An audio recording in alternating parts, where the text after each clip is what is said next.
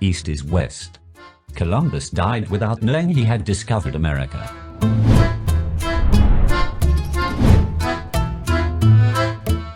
But before continuing, don't forget to subscribe to this channel. A light breeze filled the sails of the 3 tiny wooden-hulled ships and gently wafted them out of the bustling port of Palos, on Spain's southern coast. The date was Friday, August the 3rd, 1492. There was more than a little apprehension among the 87 men on board. This was to be a voyage of discovery, beyond the horizon of the known world. Ahead lay the Atlantic Ocean, mighty and mysterious. But for man watching the coast slipping slowly out of sight from the 70-foot-long flagship Santa Maria, the thought of sailing into unknown held no terror. Captain Cristoforo Columbus, born in about 1445, Cristoforo Columbo, the son of a Genoese clothmaker, was a proud, stubborn, ambitious mariner who dreamed of opening up a new sea route from Spain to the rich spice isles of the East Indies.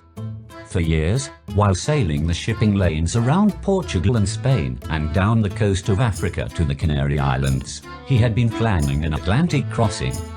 Columbus was convinced the world was round, an unpopular theory in his day, but one that was gaining support.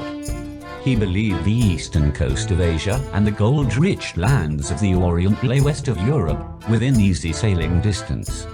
Now at last he was on his way, under the patronage of Spain's King Ferdinand and Queen Isabella. He was about to make perhaps the biggest blunder of any explorer, but, in doing so, he was also to make the greatest discovery. He headed his ships for San Sebastian in the Canaries. Then on September the 6th, eager not to miss the prevailing easterly winds, he turned the small fleet west into the open Atlantic. The square-rigged ships made good progress in the following wind. But by the middle of the month, with land still not in sight, his men became worried. They feared they might never be able to return to Spain. Columbus, too, must have begun to doubt his estimate of the distance to the Indies. On September the 19th, he began to keep a false log, in which he sought to allay the fears of his crew by underestimating the miles he was sailing. Together the Santa Maria, with her attendant vessels, the Pinta and Niza, rode out the perils of the Sargasso Sea, sometimes battered by high seas, at other times becalmed for days.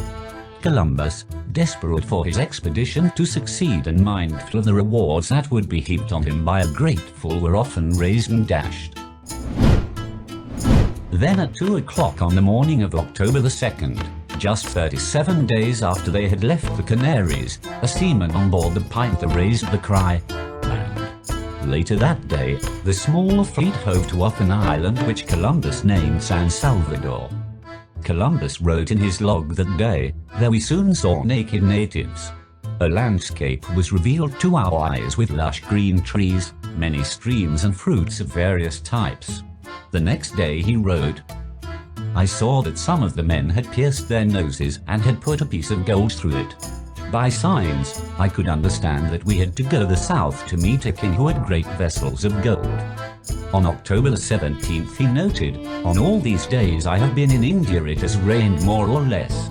He was much impressed by what he saw, and in his log of October 28, while off the Cuban coast, he wrote,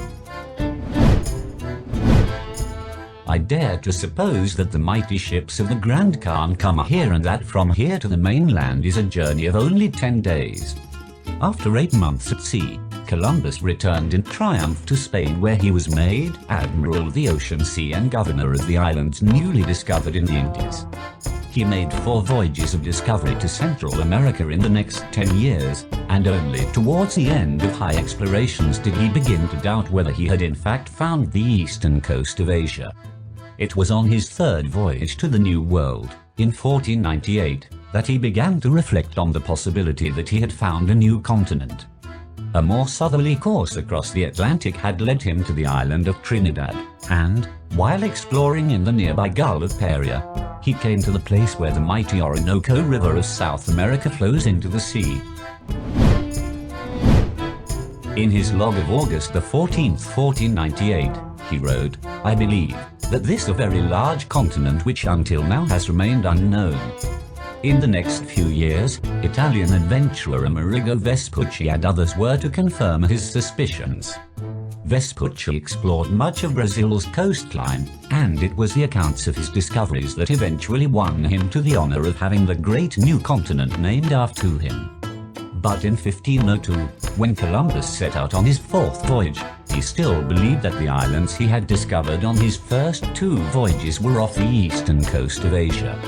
He reasoned that a passage through to Asia must exist between these islands and the great new land to the south. So he set out to find it. And for the second time he stumbled across America without really knowing it. For 9 months, in grueling weather, he explored along the coasts of Honduras, Costa Rica, and Panama. Then, in May 1503, with his storm-battered ships worm-eaten, leaking and in danger of sinking, he struck north in a desperate bid to reach the new Spanish settlement of Santo Domingo, on the islands of Hispaniola. He failed, and spent 12 months as a castaway on Jamaica before being rescued with his crew and taken back to Spain. Columbus died on May 20th, 1506. He was never to know that the land he had discovered was in fact the vast continent of America. That's our information for today. Don't forget to subscribe, also comment and share this video. Thank you for watching and see you soon.